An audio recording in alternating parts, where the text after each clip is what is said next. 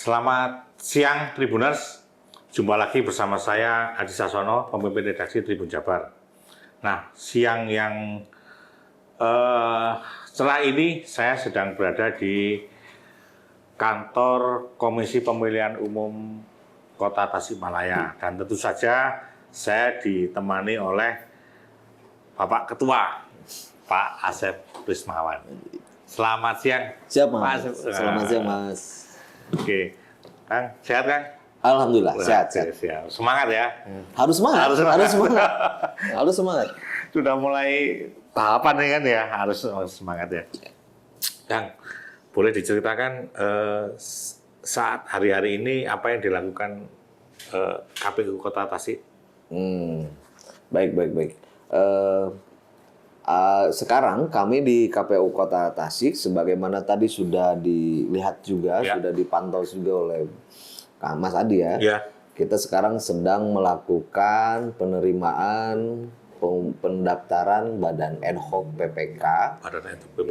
Dan kita mulai dari tanggal 23 kemarin dan berakhir pendaftaran di tanggal 29 April 2024 nanti. Nah, kami sekarang sedang salah satu fokus yang kami sedang lakukan selain melakukan perencanaan kegiatan-kegiatan lainnya, kami pun ya itulah salah satu fokus yang sedang kami lakukan adalah penerimaan pendaftaran Badan Ad Hoc PPK untuk di Kota Tasikmalaya.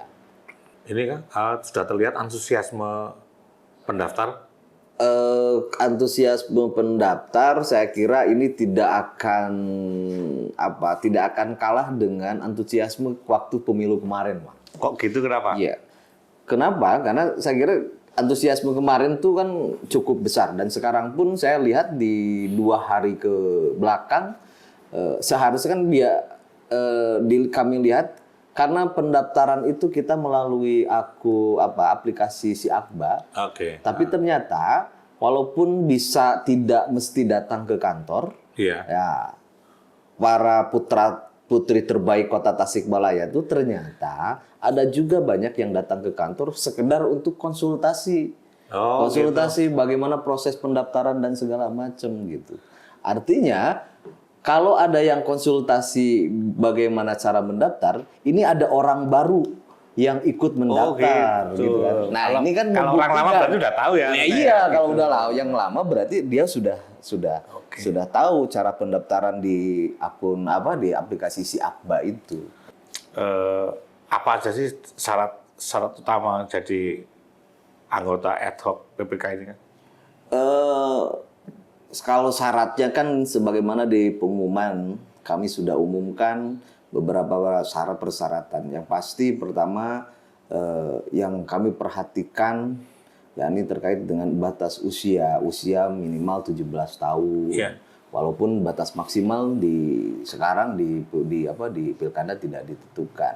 Termasuk nanti juga apakah si calon yang ikut mendaftar di PPK ini apakah dia terafiliasi di partai politik atau tidak. Itu hal-hal yang memang perlu yang menjadi salah satu sorotan kami selain persyaratan administrasi yang lainnya. Kalau persyaratan administrasi saya kira kami sudah sampaikan itu di website kami, terus di media sosial kami, bahkan mungkin di beberapa media pun sudah dijadikan salah satu berita yang disampaikan ke khalayak publik terkait dengan informasi tersebut. Masih banyak juga yang datang ke sini ya? Iya, termasuk banyak yang datang juga ke sini. Iya. Kang, kalau mengevaluasi pemilu pemilu presiden maupun legislatif kemarin, apa yang bisa disampaikan, Kang? Misalnya tingkat partisipasi? Kemarin kemarin kita di pemilu partisipasi kita tuh di angka 86% sekian. Dan angka 86% sekian saya kira angka yang cukup tinggi untuk di kondisi di pemilu tahun 2024. Nah, informasinya mudah-mudahan memang kami menjadi kota yang partisipasinya paling besar untuk di Jawa Barat. Nah, kalau untuk bahan evaluasi saya kira banyak hal yang menjadi catatan kami ya, salah satunya memang untuk partisipasi kita itu memang menjadi tantangan tersendiri kalau melihat dari sejarah-sejarah yang sudah terjadi. Misalnya apa gitu? Misalnya begini, ada dan ini di semua daerah ya, hampir di semua daerah terjadi partisipasi pilkada itu lebih rendah dibanding partisipasi pemilu. Kira-kira kenapa itu, Kang? Alam tuh. Kami pun belum tahu. Tapi yang jelas itulah yang terjadi. Nah, sehingga kami di KPU Kota Tasikmalaya saya kira ini menjadi salah satu fokus kami agar bagaimana caranya mematahkan stigma itu. Mematahkan stigma itu. Mematahkan sejarah gitu. Iya, kan gitu. Mudah-mudahan saja, mudah-mudahan. Tentunya ini bisa kami lakukan dengan kerjasama semua stakeholder. Bukan hanya penyelenggara pemilu, bukan hanya pemerintah, tapi juga semua masyarakat harus berperan aktif agar sejarah itu bisa dipatahkan. Nah ini kan pasti menarik nih Kang ya, karena tantangannya juga nggak akan ringan itu pasti. Betul. Dan kita dari angka-angka yang dimunculkan oleh KPU baik pusat maupun daerah biasanya kan ini ada kelompok pemilih muda dan pemula. Betul. Nah mestinya ini yang akan menjadi sasaran utama karena mereka yang agak labil ini mestinya. Iya. Nah, betul. Kiat-kiat apa yang dilakukan, yang dipilih oleh KPU Kota Tasik untuk itu? Ya, kalau dilihat dari data pemilih kita di pemilu kemarin, pemilu kemarin itu dari jumlah DPT kita di Kota Tasikmalaya 538.324 itu ada 53%. Kalau dikategorikan dari usia itu masuk generasi milenial dan Gen Z. Sehingga tentunya karena yang jadi setengahnya pemilih di Kota Tasik itu Gen Z dan milenial, tentunya kami pun harus mencoba berpikir bagaimana sosialisasi yang kami lakukan, pendidikan politik yang kami lakukan itu bisa diterima oleh semua kalangan pemilih, termasuk dengan Gen Z dan milenial. Yang notabene-nya mayoritas ada beberapa notabene di mana mereka itu baru pertama kali memilih. Dibanding dengan generasi-generasi yang sudah pernah memilih. Nah, sehingga dari sisi kegiatan kami kemarin di pemilu itu banyak melakukan kegiatan-kegiatan yang langsung menyentuh dan langsung datang ke di mana pemilih milenial Gen Z itu berada. Contoh kita roadshow ke sekolah, ada beberapa sekolah yang kita datangi, roadshow ke kampus, termasuk juga ada beberapa kegiatan yang di mana kami mengundang dari komunitas-komunitas yang bisa mewakili dari Gen Z dan milenial tersebut. Nah, hal ini merupakan ikhtiar kami bagaimana meningkatkan partisipasi di pemilu kemarin. Dan tentunya ini pun pasti kami akan lakukan dan kami akan tingkatkan di pelaksanaan tahapan pilkada. Dengan harapan semua yang sudah memiliki hak pilih di Kota Tasik, mereka bisa datang ke TPS dan memberikan hak pilihnya, terlepas ke siapapun, ke pasangan calon manapun, yang pasti mereka bisa mengetahui dan datang ke TPS pada tanggal 27 November nanti. Oke. Nah, saya mau bertanya lebih dalam lagi, Kang. Jadi jangan dalam-dalam. Dalam-dalam, Kang. Jangan dalam-dalam. Dikit aja dikit. Kalau dalam-dalam tenggelam. Ini, Kang. Apa yang sebenarnya inti yang disampaikan oleh teman-teman KPU kepada anak-anak muda ini supaya mereka yakin bahwa saya memang harus datang ke TPS untuk memilih?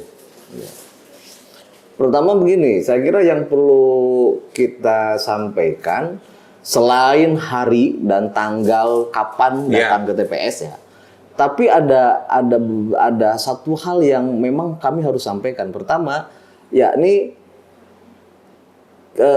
suara mereka, suara kita itu, Gen Z dan milenial itu menentukan nasib Kota Tasik setidak-tidaknya 5 tahun ke depan. Oke, ya. Menentukan nasib Kota Tasik setidak-tidaknya 5 tahun ke depan. Kenapa bisa dibilang begitu? Karena siapapun nanti yang terpilih, pasangan calon yang terpilih itu adalah representatif dari pilihan masyarakat yang di dalamnya ada Gen Z dan milenial tersebut. Ya, oke. Nah, yang terpilih tersebut nanti akan memimpin Kota Tasik selama 5 tahun. Artinya pilihan kita di beberapa menit di TPS tersebut ini menentukan masa depan Kota Tasik setidak-tidaknya 5 tahun. Nah, inilah yang harus saya kira harus kita sampaikan ke semua pemilih, termasuk Gen Z dan milenial, agar kepedulian dan kesukarelaan mereka datang ke TPS itu maksud dan tujuannya adalah untuk masa depan Kota Tasik setidak-tidaknya 5 tahun tersebut. Oke. Nah, adakah pertanyaan dari mereka yang kemudian agak aneh itu, apa mungkin out of the pertanyaan yang tidak diperkirakan oleh teman-teman KPU yang muncul dari anak-anak ini? Ya, kalau di beberapa momen di beberapa momen kami melakukan sosialisasi bertatap muka, bertemu dalam kegiatan-kegiatan dengan dengan para pemilih pemula dan milenial itu, ya justru saya kira sisi ketertarikan politik memang belum merata.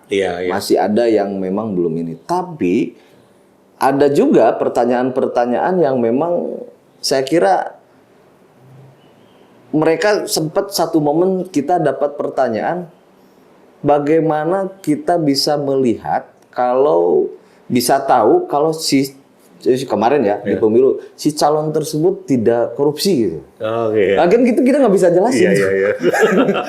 Iya kan? Pertanyaan-pertanyaan yang begitu artinya sebenarnya teman-teman ada di kalangan milenial pun mereka pun sudah sebenarnya ada yang tahu dan sudah melek dengan itu. Cuman bagaimana caranya yang melek itu bisa mengularkan kembali ke teman-temannya yang memang belum punya rasa peduli tersebut. KPU punya program nggak untuk tidak bermaksud mengambil peran partai politik ya? Yang enggak kan, tapi apakah KPU punya program yang ke arah situ juga, membantu penyadaran politik semacam itu? Ya, kalau saya kira itu menjadi salah satu tugas kami untuk melakukan pendidikan politik, untuk melakukan penyadaran politik. Agar kan ya tidak mungkin juga kalau pemilu atau pilkada sukses itu bukan hanya sebatas pelaksanaan tahapannya saja. Terlaksana, tapi juga saya kira semuanya berharap dari hasil pemilu ini adalah menghasilkan sosok pemimpin yang memang sesuai dengan harapan masyarakat dan terlegitimasi secara dari hasil pilkada tersebut.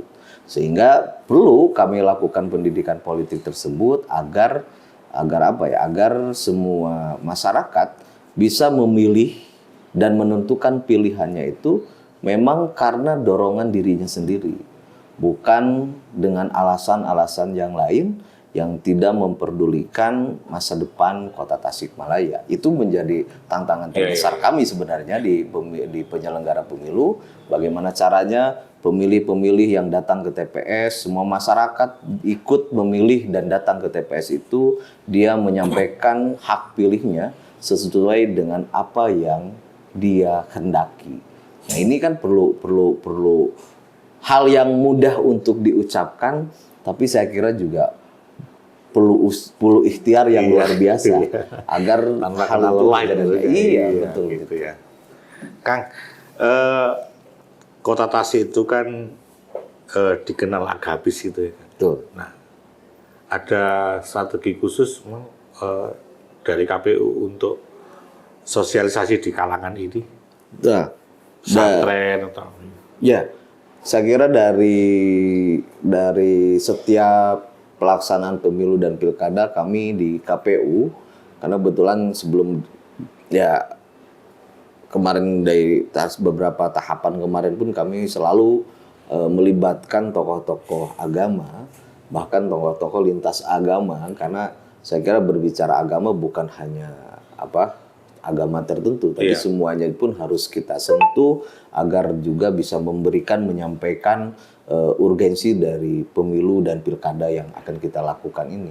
Nah, kemarin kami melakukan beberapa komunikasi, beberapa kegiatan bersama dengan para tokoh-tokoh agama tersebut, sehingga mudah-mudahan di pemilu kada pun kami bisa melakukan hal itu. Termasuk juga nanti mungkin di pilkada akan kita perbanyak terkait dengan kegiatan-kegiatan roadshow. Ya, kalau tadi kan hanya ke sekolah, gitu ya. Kalau saya sekarang juga, walaupun kemarin kami pun sudah melakukan roadshow ke pesantren dan segala macam, kami pun lakukan itu, dan sekarang mungkin kita akan lakukan lagi. Mudah-mudahan ikhtiar ini bisa menjadi salah satu wasilah untuk partisipasi masyarakat yang tinggi. Gitu.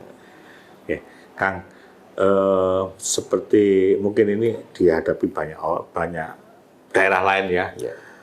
Kita masih punya persoalan dengan berita-berita bohong, ya, hoax, hate speech, macam-macam gitu.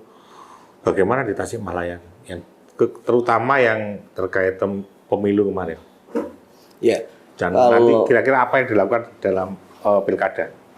Saya kira kalau ini tolak ukurnya dari mana ya? Kalau tolak ukurnya yang dilaporkan ke Bawaslu, saya kira kami tidak mendengar hal itu. Ada pelanggaran berita hoax, ada pelanggaran hoax dan segala macam.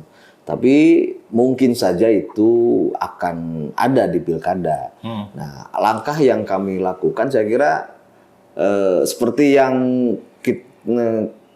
kita diskusikan tadi, bahwasanya penyelenggaraan pilkada ini tidak mungkin akan bisa sukses sesuai dengan harapan kalau tidak melibatkan semua stakeholder yang seharusnya terlibat. Bukan hanya penyelenggara pemilu, bukan hanya saja peserta pilkadanya, partai politik dan pasangan calon, bukan hanya pemerintah daerah, tapi juga unsur-unsur yang lain pun saya kira harus terlibat. Masyarakat, insan media, dan semuanya. Justru inilah karena kalau saya menganalogikan itu, pilkada itu seperti bermain orkestra, Pak. Oh gitu. Orkestra, Mas. Orkestra di mana ada yang main alat musik, piano, drum dan segala macam. Ketika satu-satu mainnya mungkin akan terdengar kurang enak, tapi ketika semuanya dibunyikan, dimainkan alat musik tersebut dengan not dan nada yang sudah diatur, ada aturnya, sehingga akan menghasilkan nada-nada yang indah yang bisa didengar. Gitu. Nah, ini juga sama, pilkada pun sama. Penyelenggaranya juga harus mengedepankan pelaksanaan sesuai dengan regulasi, mengedepankan integritas dan segala macam.